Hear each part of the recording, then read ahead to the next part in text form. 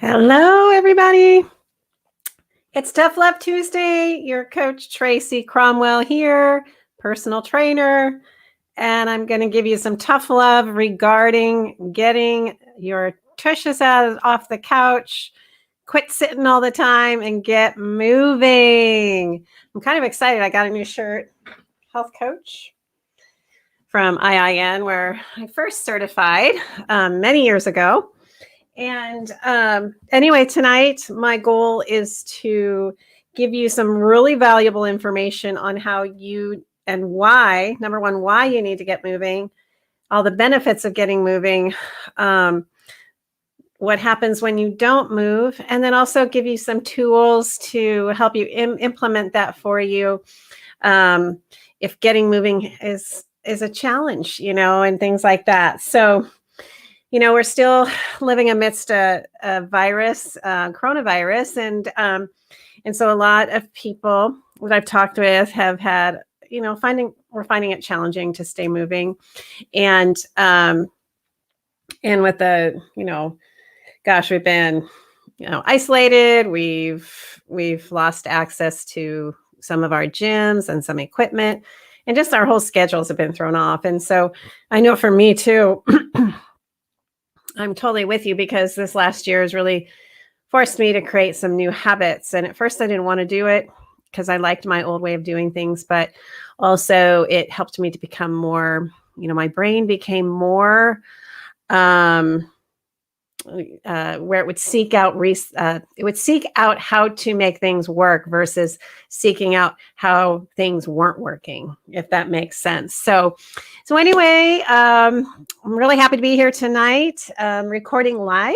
And all right, so let's get started. One of the main things that I like to remind everybody, as an integrative nutrition coach and personal trainer, when I work with people, we look at your whole life, because everything is connected. All right. So that's career, finances, social life, spirituality, creativity, food, of course. I know I'm leaving some things out. Joy, all relationships, all these things are connected.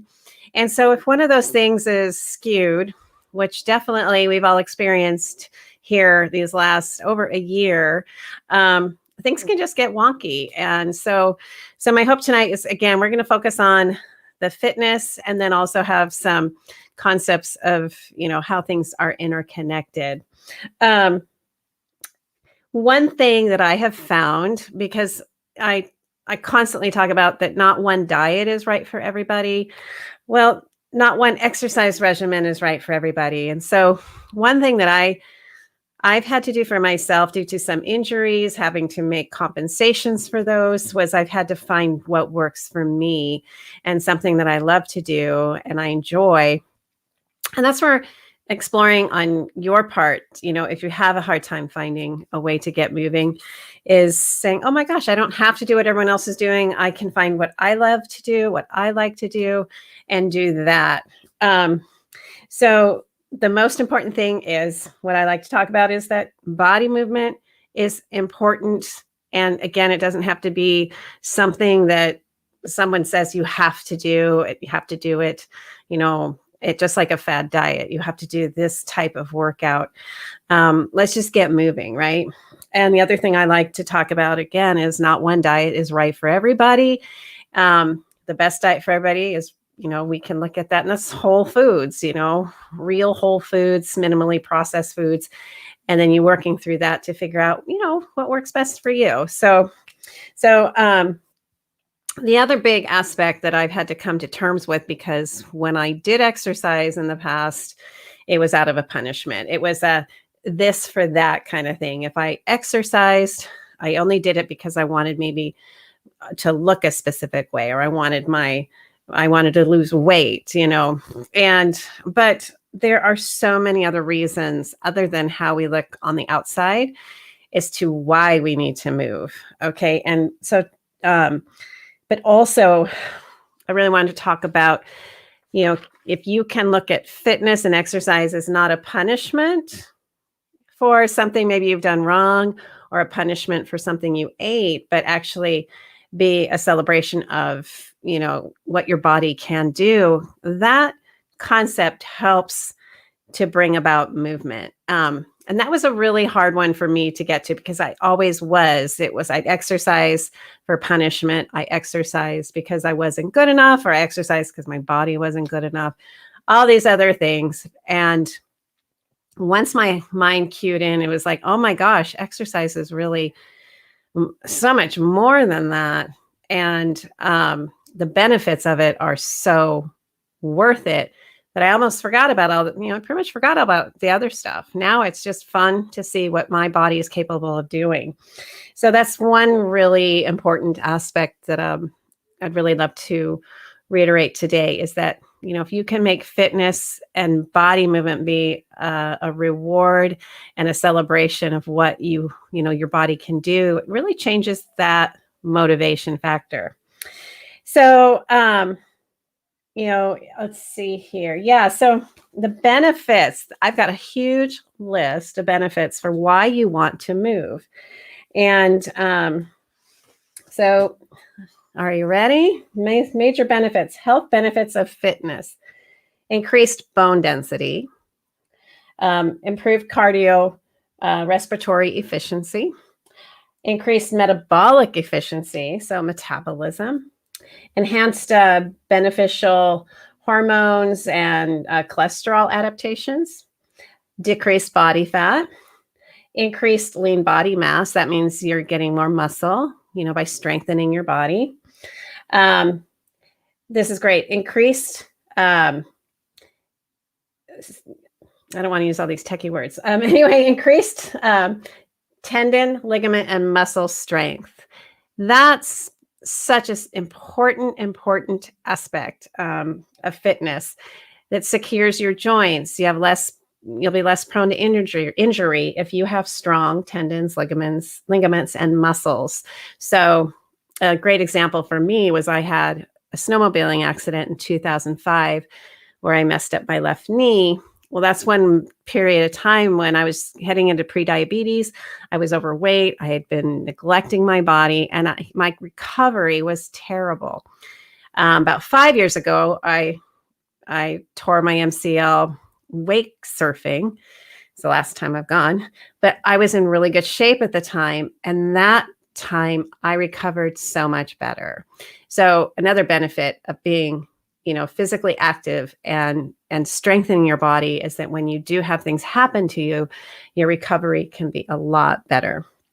Benefit of exercising and moving your body is reduced risk for some chronic diseases. And that would be, high blood pressure, heart disease, type 2 diabetes, some cancers, those types of things. It helps your mood. It raises endorphin levels, especially when your brain realizes, wow, for me, when I exercise now, I cannot wait to get those endorphins going. And so, my brain has figured out the reward being in that area. Another great one, improved concentration and cognitive function. So it's that concept of using your brain, with those exercises, like you could do crossword puzzles, all those things to keep your brain fit. Well, exercising can help you with that as well, because you have to use your brain to try and communicate with your body. And then the more you exercise, the faster and the easier it is for your brain to give the signals to your body, to your muscles, to do movements. So I write in the book about practicing that, and the concept of, if you try and stand on one leg and you haven't done that in a while, you're going to be pretty wobbly and maybe have a really hard time maintaining your balance. However, you practice that over and over again, the connection, the cognitive function of your mind and its ability to communicate with your muscles and control your body is that much faster and that much faster.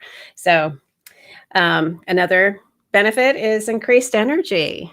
This is a hard one because a lot of times when you're not moving your body and you're in a state of a sedentary lifestyle, you're too tired to exercise, right?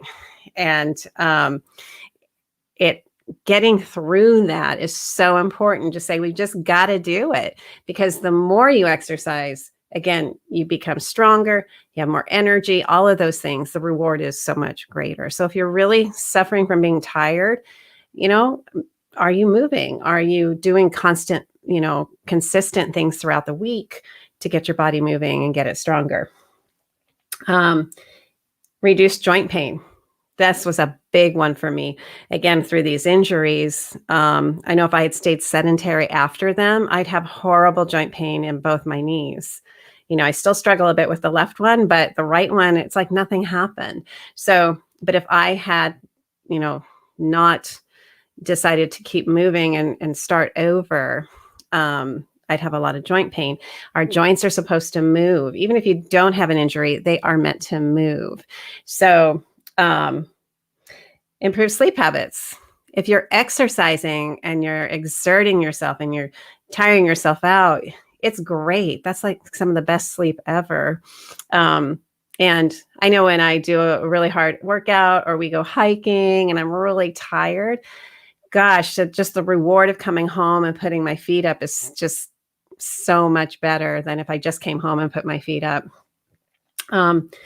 Improve self-esteem. This was a big one for me. And again, write about it in the book, Your Personal Journey with Food, is once you feel like you can, do things, move, things that maybe you didn't think you could do, or maybe you can't do anymore because, you got lost like I did, you got lost off your path, but you had the courage to get back on. It really helps your self-esteem. And I think I already talked about this, the mind-body connection, the ability for you to avoid falling, for example. If you're fit and you constantly move, your brain has the ability really fast to help you prevent falling. Okay. So those are just some of the health benefits of why you need to move. Some of the reasons, gosh, what can happen if you don't move? Oh my, it's the opposite of everything I said. So lower self-esteem, bad sleeping habits, increased joint pain, low energy, poor concentration, depression, poor mood, a high risk of chronic illness. Let's see, weak tendons, weak ligaments, weak muscles, low body mass, low muscle mass, high body fat, a poorly functioning endocrine and hormone and cholesterol adaptations, low metabolic rate, poor cardiorespiratory efficiency, and low bone density. So again, when we're moving and our body again is just incredible. I think about it, I'm almost 55 and I feel better than I did in my 30s. I feel better than I did in, probably my 20s, because I feel like I figured it out for myself. And so I don't know what age you are watching this video, but the body is meant to adapt, and you make it work, you make it get stronger. It's pretty exciting what can happen. So anyway, those are just some of these concepts I wanted to tell you why you want to get your body moving. Let's see here. So again, staying active is important, and again, moving in a way that's right for you. And sometimes it's just figuring that out and having some courage to try new things. Again, COVID forced me from my normal routine, and I had to go try some new things. And, I don't know if I'll go back to some of those old, fitness routines I used to do, because I'm so happy with what's going on for me right now. And so the other thing that exercise helps is, again, stress levels. And I think I've talked about that in the past. So I've said, hey, if you're really, really stressed, the best thing you can do sometimes is to go for a fast walk, get on whatever it is you can do. and burn that out because your body wants to move. And then you can calm down with really the brain down afterwards with some really nice music, meditation, and things like that. But, we are programmed to have high cortisol under stress. That's just the way our body's programmed. And so sometimes you just got to move to get that stuff burned out of your system. So, you can try, brisk walking, interval workouts, spin classes, other things like that. And also lifting weights, finding ways to move your body. Sometimes I just do knee ups, marching through the house, to find I'm stressed working at the computer. I get up and I'll march around the house and get it out of my system. And then I can sit down and think. So anyway, so figure out, kind of just have fun figuring out what you might like to do. Let's see. The other things you can do is, gaining a sense of control through exercise. Again, it's something where you can practice it. You're learning. Again, it helps you with that cognitive function. But instead of saying, hey, I'm just going to go home and sit on the couch, what about I do an action like that will support my body, such as exercise instead?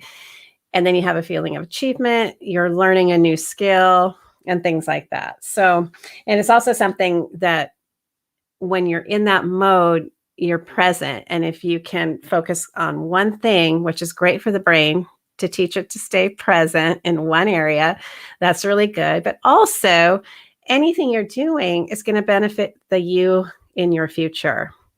So, what do you want to see yourself doing in the future? How mobile do you want to be? Do you want to be able to lift a grandchild? Do you want to be able to still carry your groceries? Whatever that might be. Do you want to still hike? What is it you love to do and that you still want to do? That investment in yourself today will help you achieve that in your future. I think I already talked about, stress and how fitness helps that. Okay. Just, and so you can do that aerobics, yoga, all sorts of things like that. YouTube's full of some free workouts right now, which would be great.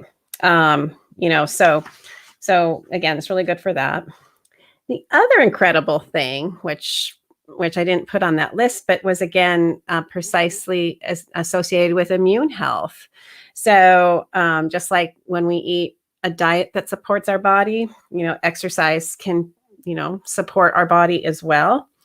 And thus support a healthy, immune system. So good circulation, that allows the cells and substances of the immune system to move through the body freely and do their jobs efficiently. And one that I wrote about in the book, which is so worth looking at. You should see my desk. It's covered with everything. But in chapter 9 of the book, I talk about it is get up and move. Let's get moving. But I talk about the lymphatic system, and the lymphatic system, sort of like our sewer, that takes, toxins away from the body and stuff. Well, it doesn't have its own pump. And so movement helps to move the fluid through the lymphatic system. Something really worth looking up and learning about how important that lymphatic system is. And so movement of your body is important to help that work so that you can stay healthy, right? And your body's immune system can work the way it should. Exercise, again, great for mental health. I talked about that mood, enhancing our moods. It can help get you out of a state of feeling down. And again, sometimes that is the hardest part because you're having a bad day. And the last thing you want to do sometimes is get up and move. You just want to sit in front of the TV and veg out and eat something, and try and help yourself get through something like that in that aspect. However, if you do the opposite and you move, you go for a walk, do something to help burn out that stress, even if you think you're too tired, you've got to figure out a way to turn that around. Okay. So, and then that aspect again, it will help boost your mood. All right. So here's a big one, time commitment. I know everyone, so many people are so busy all the time. But again, I'm going to tell you on Tough Love Tuesday, that's a big excuse. And I can say that because I used to be that. So I know what it's like to have, I'm too busy. There's no way I can get it in. And a lot of the reason we do that is we think we have to go exercise for a whole hour, or we have to go somewhere fancy, or like I was, if I can't have my normal experience, say at the gym, I don't want to do anything at all, right? So anyway, what excuses are you making that aren't allowing for movement? So the first one I want to go ahead and challenge you on is time. So the reality is basically, and we only need about 150 minutes of moderate exercise a week to see some benefits. So what is that? A couple hours, a little over a couple hours. You could break that down into 5 30-minute sessions per week. For me, sometimes that's what I do. I focus on that 30-minute main session of what I'm going to do. And then I'll throw in little spouts of movement throughout the day, a little 5-minute here, a 60-second here, or this or that there to keep me moving. Because I'll be honest, I'm similar. My brain doesn't like the thought of having to go work out for an hour, hour and a half. It just doesn't. Some people like that and they love doing that. I'm one of those that, it's probably why I had some challenges with weight and stuff. Like, I don't like doing it if I have to do that every single day. So you could do the 5 30-minutes per week. That's what I do now. I mean, the 5 30-minute sessions per week. That, I try and move additional, like I said, I throw in additional random stuff throughout the day to keep moving. Another thing you can do is basically you can break down, during the day. Maybe you want to do 10 minutes, get back to work, do another 10 minutes, get back to work, 10 minutes. Hey, that all is going to help. Okay. So let's see. We talked about excuses. So yeah, it'd be good for you to think, what are your excuses? I'm too tired. I don't have enough time. Something's on TV, whatever that could be. So ask yourself those questions. What is it? So we talked about the time. You can even look at how much time are you on your cell phone? Are you on Facebook? Where do you spend your time? And then see if you can get in like 10 minutes here, move it up to 15. Sometimes I've said, hey, put on a timer. And all you got to do is go through that 10-minute timer, or go out, walk for 15 minutes. And at that 15-minute when the timer goes off, just come back. And that can help ease your mind into saying, hey, I can do this. I can commit this time. So the other great part is you can, get some support. Maybe you have a group of friends and say, hey, why don't we do this? Let's do a walking challenge. We're all going to go walk, from wherever we are. And if we can meet, great. But if not, we'll text each other and just say, hey, I take a photo of yourself walking and send it to your friend. So you have that fun camaraderie, that support. If you get a personal win, hey, oh my gosh, I got farther in 15 minutes than I ever have. And I'm doing it a lot easier than I was before. So having someone that you can, have that camaraderie with can really help. The other great part is finding opportunities for moving. So sometimes what I'll do, like sitting here at my desk, I'll push back the chair and I'll do some squats. I'm up and down, just random. I'll do 5 squats, chair squats. And then I roll back to my desk and I start working again.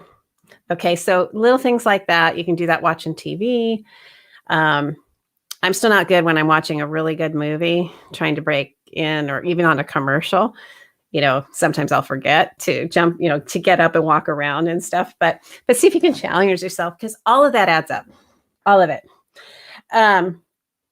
The other good part that you can do to allow your mind to allow you to take time for yourself is put it on your calendar. Put it, I've got it on my phone, the time blocks of when I know I've committed to exercising. If something's gotten in the way, I will move it sometimes, but I do my very best to commit to those time slots so that I feel like I've done something well for me. I've also, I had made a commitment to do it. And when I get it done, I feel really proud of myself that I didn't give up on myself. Okay. So, just a great way to be accountable for yourself. Here's a really good one, and I write about it a bit in the book too, is that knowing that everybody's a beginner at some point. And I've gone through this too, as I've moved through my fitness journey, of being really afraid, being afraid of learning something. Maybe I don't have the skill yet, but then allowing myself to have the opportunity to learn. The other thing too is that how do I want to say it? After I had my Achilles tendonitis and it was kind of getting better, my mind was upset because I still couldn't do things that I used to be able to do. And then I said, okay, fine, but I can start from where I am at. And so be okay with that, starting where you're at. I'm getting over another injury. I injured my hand and my wrist like in April, and I'm finally out of the splint and stuff, but I don't have, full flexion yet. And I have no ability to put full body weight on it. I can't bend it all the way this way yet. And so there's a lot of things I can't do now. So it was another challenge for me to say, okay, fine, I've got to be where I'm at. And I set my brain to solving it and figuring out what could I do. And so it's very light weights, little 1 pounder is all this little wrist can do versus this one can do a lot, And so think of those things too, starting where you're at. If you have not been exercising and you're deconditioned is what that's called, love on that body and go ahead and just, start small and start something. Okay. It is important to, if you are starting out, to know if you're doing work, say exercise movement correctly.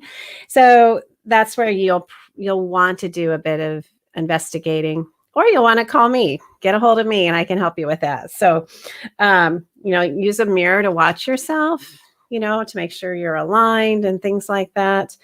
And, like I said, I can offer a lot of pointers for you to help you with that. So being safe in your movements if you're just starting to exercise. Like for me too, I've come out of several injuries, tendonitis, all of that. So I've had some of that fear of, getting hurt again. But when I'm safe and I am fully present with what I'm doing, then it's much better.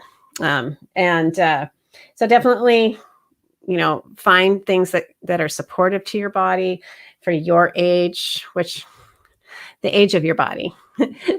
Chronological age doesn't mean anything anymore, but skill level, fitness level, and health status. Okay. And again, if you have any questions about what's good, you can visit me, go on my website, tracycromwell.com. I offer a complimentary 30-minute consult, so you can always do that, or message me here through Facebook. So lastly, again, convince yourself that if you give it a chance, exercise will increase your energy. I promise that it will. All right. Just give it a chance and, stay consistent, get it on your schedule, for you. If one day doesn't work for you, say Mondays aren't good, but Wednesdays are great. Work with what works for you right now. And then as you progress, it gets a lot easier. Yeah, I think I said that too. There's lots of opportunities to find things on YouTube. And the other fun thing too is if you don't have a lot of weights, you can, go ahead and use books for weights, water bottles, canned goods, a bag of pet food is great. You can put on a backpack and put weights in it, and have that as a challenge for doing your squats or any body work like that. Gosh, for cardio, dance around the house. Have fun dancing. Like I said, marching, knee ups, jumping jacks, just something. It doesn't have to be a big organized thing. It can be very simple. Let's see. I think we are getting there. So there's different kinds of fitness. Find what works for you at your stage. For a while, for me, I couldn't do any jumping type exercise. I had to keep everything, low impact. So that was cycling, walking, yoga, things like that. So, if that's where you want to start, great. And then try a little bit more active things where you have one foot off the floor or maybe two. Okay. So, but low impact, again, you can do swimming, cycling, walking, yoga, even gardening. I know lots of people are gardening. That is still exercise. Yeah. And get in touch with nature. Okay. Get outside, go for walks, find ways to get outside. And lastly, let's set goals. Okay. So I know I was talking again earlier about the excuse of not having time to do this for yourself. And I'm not buying it. I was there. I didn't have time. And then I ended up being overweight. I was pre-diabetic. I wasn't sleeping. My anxiety was through the roof. I was depressed. I was like, oh my gosh, I can't believe I let this happen to me. I've been there and I've used this excuse. So again, start slow, commit to it. Just set yourself a 10-minute goal, like I said. And then this is a great way to break up your day. Those 10-minute goals, 10-minute moments. Okay. And yeah, positive thinking helps. It really does. So when you're exercising, take a moment to be grateful about what you're doing, and have that gratitude come into that period of time. And it's really interesting what will happen. You can just ease into it, enjoy the time, take care of yourself, doing something for yourself. It's great for your body and your mind to move your body. All right. So that's it for tonight. Again, the benefits of moving your body are so great beyond what your body will look like because of it. You will be healthier. You're going to be stronger. You'll have a better, a stronger mindset, a more positive outlook. Okay. So all of those things count. And so, get after it. All right. So again, don't hesitate to reach out to me if you have any questions. I'd love to talk with you. Again, my website is tracycromwell.com. The book, let me see if I can get this on here. Yes. So you can find my book, Your Personal Journey with Food, at indiebound.org. And it's a great place for you to order the book because it will support your local bookstore. So you can find a local bookstore in your area and order the book through them, or you can go ahead and go on Amazon and find it as well. And that's it for tonight. Tough Love Tuesday. I'm challenging you to get up and move that body. And I'll see you next week. Take care.